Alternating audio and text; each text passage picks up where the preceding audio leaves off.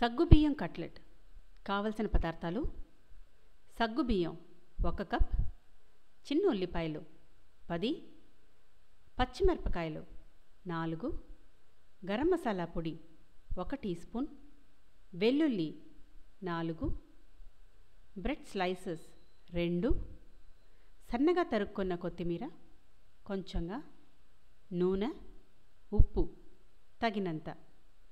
చేసే విధానం: సగ్గుబియ్యంలో కొంచెంగా నీళ్లు జల్లి చేత్తో విడదీసి కొంచెం పిండిగా వచ్చేంత వరకు నానబెట్టండి. తర్వాత పచ్చిమిరపకాయలు, ఉల్లిపాయలు వీటిల్ని సన్నగా తరిగి పెట్టుకోండి.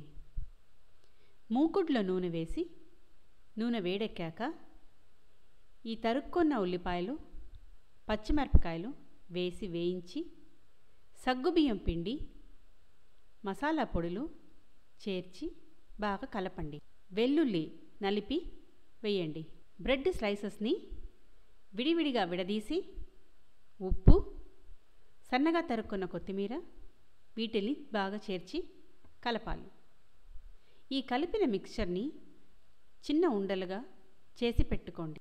పెనం వేడెక్కాక ఈ ఉండల్ని కట్లెట్లుగా వేసి బాగా ఎర్రగా వచ్చాక 2 పక్కలా తిప్పి వేసి తీయండి.